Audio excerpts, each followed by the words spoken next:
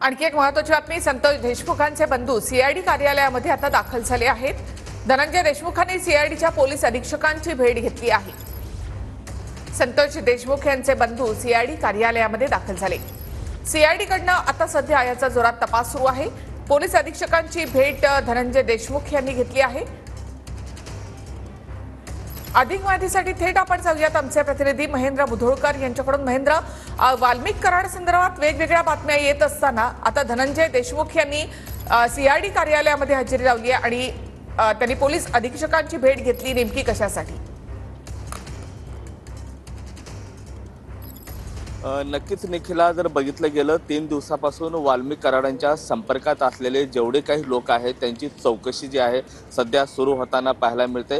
पहिल्या दिवशी वाल्मिक कराडांच्या पत्नीची चौकशी झाली, त्यानंतर राजेश्वर चव्हाण जे आहेत त्यांची चौकशी झाली, त्यानंतर सोनवणे संध्या यांची झाली। मात्र आज जे आहे ते सरपंच संतोष देशमुख यांचे बंधू जे आहेत ते सध्या आपल्याला सीआयडीचे जे SP आहेत सचिन पाटील यांच्या भेटीला आलेले आहेत। धनंजय देशमुख असं त्यांचं नाव आहे। नेमकं आता काय त्यांची चर्चा होती, ते नेमकं कशामुळे आले, त्यांना आम्ही संवाद साधण्याचा प्रयत्न केला, मात्र त्यांनी बोलण्यास नकार दिला। बाहेर आल्यानंतर नेमकी चौकशी कशाची आहे हे पण आता स्पष्ट होणार आहे। एवढंच नाही तर बीडचे जे पोलीस अधीक्षक आहेत नवनीत कावल हे देखील आता काही थोड्या वेळात इथं पोहोचतात, त्यामुळे कुठंतरी या प्रकरणाला आता गती मिळाल्याचं पाहायला मिळते। वाल्मिक कराडांची चौकशी सुरू असतानाच अशा पद्धतीनं देशमुख हे या ठिकाणी आले। तर बघितलं तर हे बीड शहर पोलीस स्टेशन आहे आणि या आतमध्ये सीआयडीनं स्वतःचं कार्यालय जे आहे ते आतमध्ये स्थापन केलेलं आहे। सध्या आतमध्ये चौकशी सुरू आहे। धन्यवाद महेंद्र, एकूणच माहितीबद्दल। संतोष देशमुखांचे बंधू सध्या सीआयडी कार्यालयामध्ये दाखल झालेले आहेत।